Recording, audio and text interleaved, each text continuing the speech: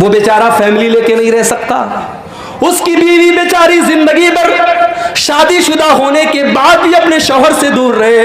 ओ लोगों, तुमने इन मौलवियों की जिंदगी को ऐसा क्यों बना दिया? मदरसों में पढ़ाने वाले टीचरों के लिए आपने फैमिली क्वार्टर का इंतजाम क्यों न किया? कल अगर उस मौलवी के कदम बहके, उस इमाम के कदम बहके, उस खतीब के कदम बहके, उस टीचर के कदम बहके, वो तो गुनहगार होगा ही होगा, हम और आप भी कम गुनहगार न होंगे। हमने उनको अपनी फैमिली से दूर करके बहुत बड़ी आजमाइश में डाला है।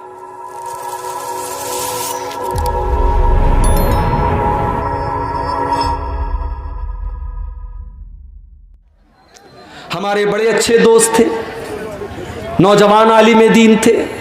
बिहार और झारखंड में हम लोगों ने साथ में प्रोग्राम भी किया था। हमारे उत्तर प्रदेश के रहने वाले थे मौलाना अब्दुल रहमान साजिद सल्फी, हमारे बनारस से जामिया सल्फिया से उन्होंने पढ़ाई भी की थी। मुंबई के अंदर कुर्ला में एक मस्जिद के इमाम थे, बहुत अच्छे मुकर्रिर थे और बहुत अच्छे इंसान थे, खूबसूरत भी थे, खूबसीरत भी थे। अभी पिछले हफ्ते की खबर है, मौलाना अब्दुल रहमान साहब एक प्रोग्राम में पूना जाते हैं, वहां पे तकरीर करते हैं अल्लाह ताला की तौहीद के बारे में, उसके हुकूक के बारे में। तकरीर करने के बाद रात ही में वो मुंबई के लिए चलने लगते हैं, क्योंकि वो एक मस्जिद के इमाम हैं और मस्जिद की कमेटी ने ये कह करके रखा है कि आपको हर हाल में फजर की नमाज में रहना है। वो लोगों, मौलवी कोई रोबोट तो नहीं होता, मौलवी कोई मशीन तो नहीं होता, उसके पास भी तो ज़रूरतें हो सकती हैं, उसके पास भी तो मजबूरियां हो सकती हैं। तुमने मौलवियों को मशीन समझना क्यों शुरू कर दिया है? बंद कर दो मौलवियों को मशीन समझना। मदरसों में पढ़ाने वाले मौलवियों को आपने 5-5 हजार रुपये की तनख्वाह पर रखा। अरे 5 हजार की तो लोग चाय और पान खा जाते हैं, पी जाते हैं।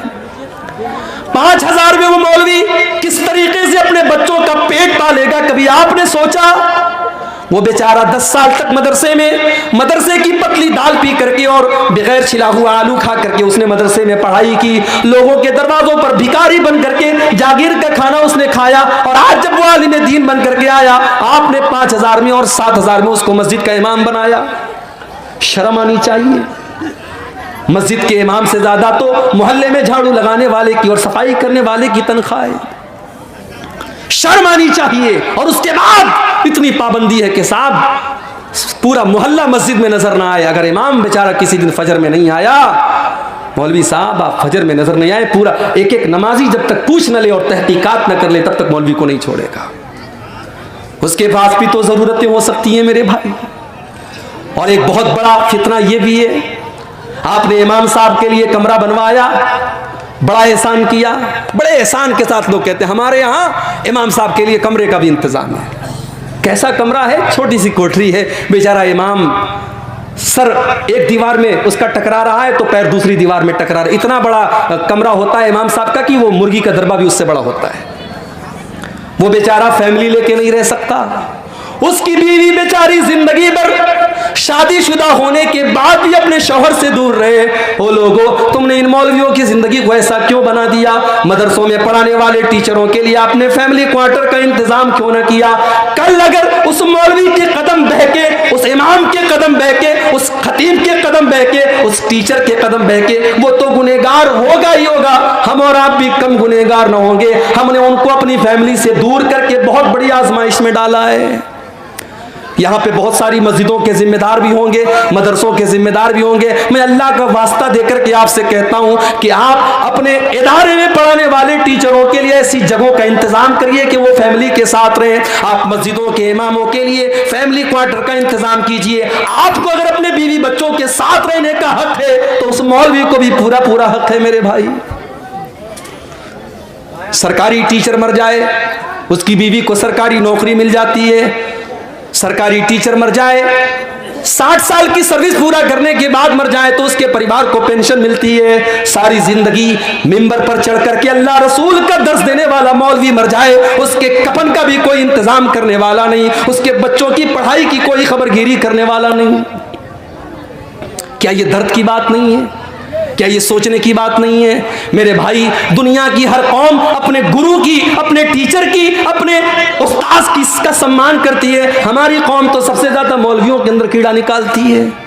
ठीक है, वो इंसान है, उनके अंदर अच्छे भी लोग हैं, बुरे लोग भी हैं, उनके अंदर कमियां हैं, कोताहियां हैं, मगर ये सोचो कि आज के इस दौर में वही है जो आपको अल्लाह के बारे में बता रहे हैं, रसूल के बारे में बता रहे हैं, जन्नत के बारे में बता रहे हैं, जहन्नम के बारे में बता रहे हैं। अल्लाह की कसम, अगर ये उलमा दुनिया से चले गए, आपको कोई कलमा पढ़ाने वाला, आपको कोई कुरान बताने वाला, आपको कोई अल्लाह के बारे में बताने वाला ना मिलेगा। मौलवी बेचारे मर जाते हैं, उनके बाद उनके बच्चों, उनके परिवार का क्या होता है कोई पूछने वाला नहीं। अब्दुल रहमान सलफी साहब, फजर की नमाज पढ़ाना है, बहुत जल्दी है।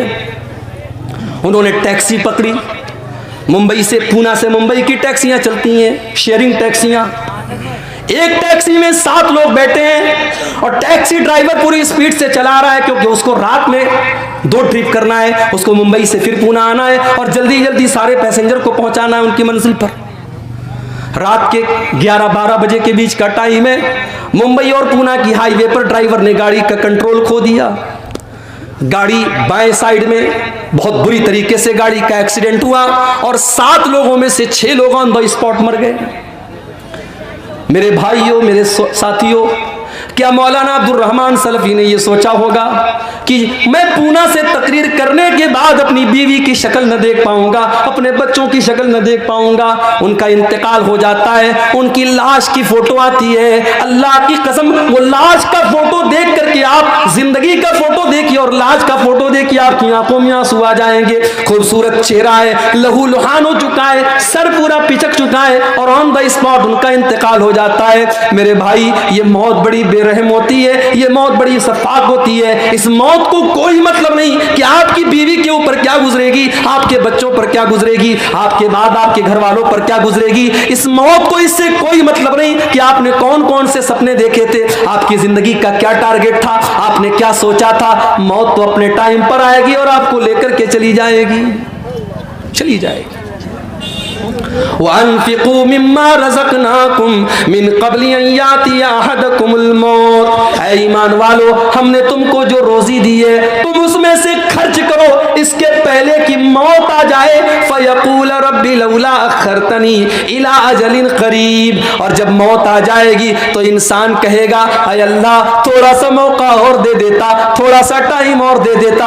ऐ अल्लाह बहुत पैसा मेरे बैंक में रखा हुआ था, मैं तेरी राह में सदका कर देता। ऐ अल्लाह मैं तेरे रास्ते में दे देता। अल्लाह। लेकिन मौत के बाद सिवाय पछताने के हमारे हाथ में कुछ नहीं आएगा। मौत के बाद इंसान दोबारा दुनिया में आने की तमन्ना करेगा, लेकिन बहुत सारी आरज़ुएं ऐसी होती है जो कभी पूरी नहीं हो सकती। मरने के बाद कभी दुनिया में कोई वापस नहीं आया है। कभी रात में कमरे में आप लेटे हों और लाइट चली जाए तो औरतें तो डर जाती हैं, बच्चे डर जाते हैं, बिल्कुल अंधेरा हो जाता है, हम भी डर जाते हैं। इंसान बिल्कुल अंधेरा हो जाए तो इंसान सोचने लगता है कहाँ जाए, दरवाज़ा किधर है, स्विच किधर है, सामान किधर है, इंसान सोचने पर मजबूर हो जाता है। वो लोगों, जब रात में कभी आप कमरे में तन्हाई में होते हैं और लाइट चली जाए, अंधेरा हो जाए, क्या आप उस वक्त के बारे में नहीं सोचते जब आप अपनी कब्र में होंगे और वहां भी उससे ज्यादा अंधेरा होगा और वहां पर आपको बचाने वाली कोई बीवी न होगी, वहां पर आपको बचाने वाले कोई माँ बाप न होंगे, कोई रिश्तेदार न होगा। उस मौत के बारे में, उस कब्र के बारे में हम क्यों नहीं सोचते? उस मौत के बारे में हम क्यों नहीं सोचते? मौत के आने के बाद इंसान ये तमन्ना करेगा कि काश हमें दोबारा दुनिया में आने का मौका दे दिया जाए। अल्लाह ने फरमाया कुरान के 18वें पारे में, हत्ता इज़ा जाअ अहदहुमुल मौत, जब मौत का टाइम आता है इंसान ये कहता है, क़ाल रब्बिरजिऊन, ऐ अल्लाह तू एक मरतबा मुझे दुनिया में दोबारा लौटा दे, लअल्ली अअमलु सालिहा, ऐ अल्लाह मैं दोबारा दुनिया में जाने का चांस मांग रहा हूँ। इसलिए नहीं कि बेटी की शादी करना है, इसलिए नहीं कि बीवी के नाम बैंक बैलेंस करना है, इसलिए नहीं कि मकान बनवाना है, इसलिए नहीं कि बेटी के जहेज का इंतजाम करना है। आज कितने बूढ़े बाप हैं जवान बेटियां उनके घर में खूबसूरत भी हैं, दीनदार भी हैं, नमाजी भी हैं, कुरान भी पढ़ने वाली हैं, मगर पूरे गांव में कोई उनसे रिश्ता करने वाला नहीं है, क्योंकि उस गरीब के पास अपनी बेटी को बेचने के लिए पैसा नहीं है। हो लोगों, आज हमने ऐसा माहौल बना दिया कि आज बेटियों का सौदा होता है। जितना क्वालिफाइड दामाद हो, सरकारी नौकरी वाला दामाद है तो अलग कीमत है, अच्छा बिजनेस वाला दामाद है तो अलग कीमत है। आज हमने दामादों की कीमतें बनाकर रख दी। आज तुम अपनी बेटियों का सौदा कर रहे हैं, सौदा हो रहा है। और कौन कर रहा है? अहले हदीस कर रहा है। बड़े फख्र से हम कहते हैं कि साहब, सीमांचल में कौम ऐसी भी है कि पूरी कौम अहले हदीस है। कभी हम कहते हैं, दूसरी जगहों पर बात निकलती है कि कटिहार से लेकर के किशनगंज तक चले जाओ, अररिया से फॉरबिसगंज से लेकर के आप पूर्णिया के तमाम इलाकों को देखो, बड़ी तादाद में एक ऐसी कौम रहती है जो सबकी सब अहले हदीस है। मगर अहले हदीस का मतलब सिर्फ सीने पर हाथ बांधना तो नहीं होता है मेरे भाई। अहले हदीस का मतलब सिर्फ नमाज में जोर से आमीन कहना तो नहीं होता है। अहले हदीस का मतलब होता है कुरान और हदीस पर चलने वाला। और अल्लाह की कसम, जो कुरान और हदीस पर चलेगा वो जहेज की डिमांड तो नहीं करेगा, वो जहेज का लेन देन तो नहीं करेगा, जो आज हमारे यहाँ हो रहा है। बेटियों का सौदा हो रहा है। और आज हमने ऐसे हालात पैदा कर दिए कि बेटी पैदा होती है तो ना चाह करके भी बाप की पेशानी पर बल पड़ जाता है कि ये कैसी मुसीबत मेरे पास आ गई। इसको पढ़ाना भी होगा, ये जवान होगी तो जमाने की गंदी नजरों से इसको बचाना भी होगा।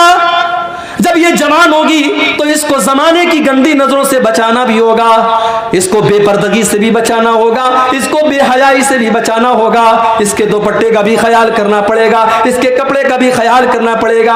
और जब बड़ी मुश्किल से ये जवान हो जाएगी तो फिर इसके लिए जहेज का इंतजाम करना पड़ेगा। इंसान के दिल में ये ख्याल आ ही जाता है कि अल्लाह, ये कौन सी मुसीबत हमारे घर में आ गई, इससे तो बेहतर था कि मुझे बेटा हो जाता। हमने ये हालात बना दिए, हमने ये हालात बना दिए। वरना बेटियां तो रहमत होती हैं, बेटियां तो अपने माँ बाप के लिए जन्नत की खुशखबरी लेकर के आती हैं। अल्लाह के नबी फरमाते, मनिब्तुलिया मिन हाज़िहिल बनाति शैअन कुन्न लहू सित्रम मिनन नार। जिसको अल्लाह ताला बेटी दे दे और बेटी के इम्तिहान में वो खरा उतर जाए, वो बेटियां अपने माँ बाप को जहन्नम की आग से बचाएंगी। एक हदीस में अल्लाह के नबी ने फरमाया, मन आला जारियतैन हत्ता तबलुगा। जिसको अल्लाह ने 2 बेटियां दे दी और दोनों बेटियों की उसने अच्छी परवरिश कर ली, दोनों बेटियां जवान हो गई। अच्छा, लोग कहते हैं ना बेटियां पराया धन होती हैं, लोग ऐसा बोलते हैं। माफ कीजिएगा, ये हिंदुस्तान का कल्चर होगा, ये हमारे गैर मुस्लिम भाइयों का कल्चर होगा।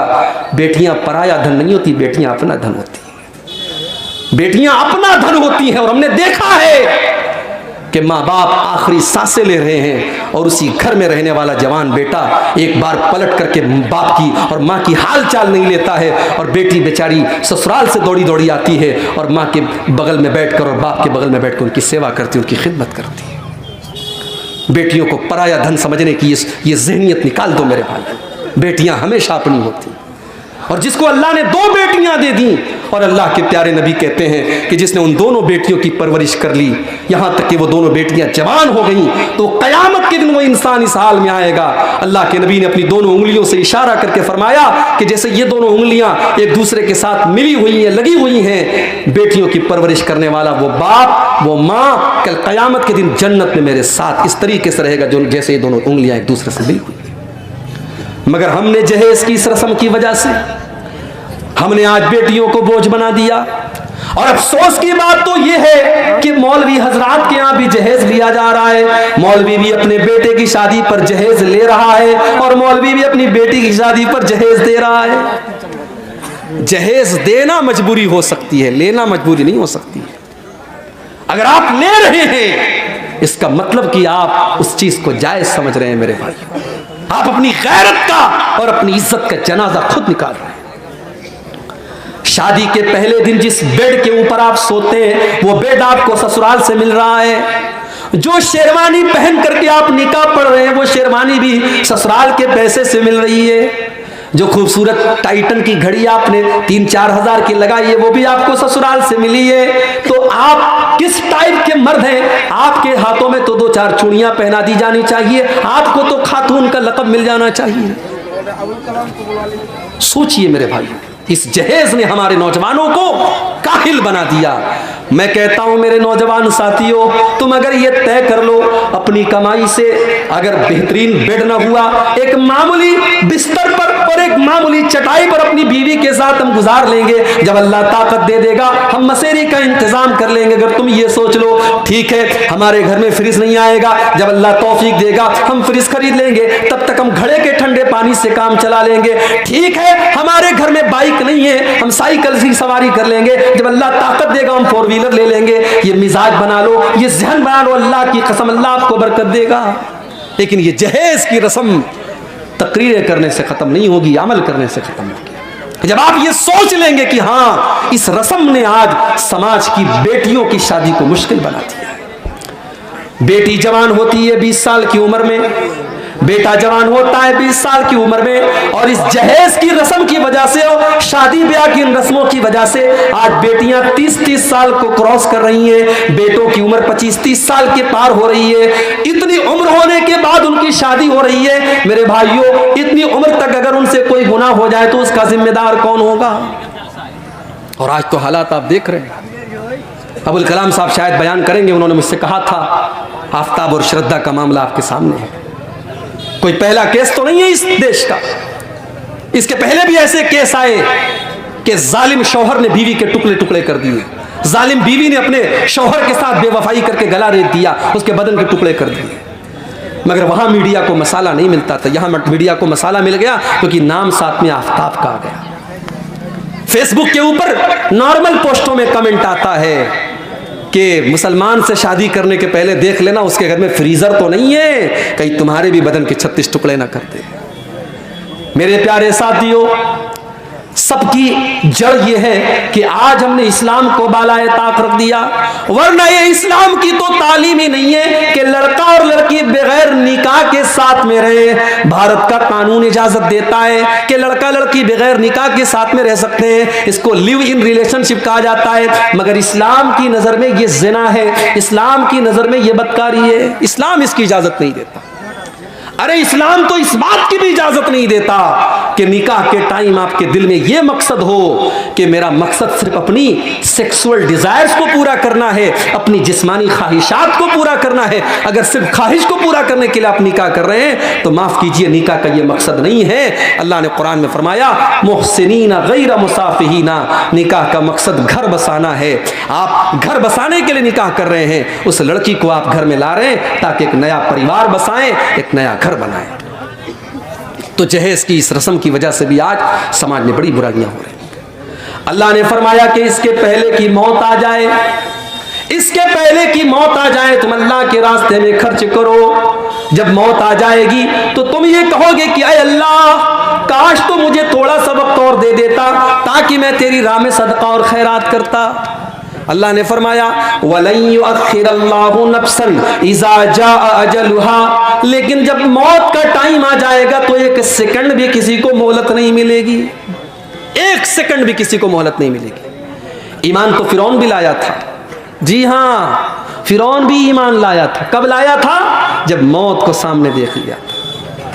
जब फिरौन डूबने लगा तो फिरौन ने कहा आमनतु बिल्लज़ी आमनत बिही बनु इस्राइल, मैं उस अल्लाह के ऊपर ईमान लाता हूँ जिस अल्लाह के ऊपर बनी इस्राइल ईमान रखते हैं। अल्लाह ने फरमाया आल आना वक़द असैत मिन क़ब्लु, ऐ फिरौन तू अब जा करके ईमान ला रहा है, अब तेरे ईमान लाने का क्या फायदा, तेरी सारी जिंदगी तो गुनाहों में गुजरी है।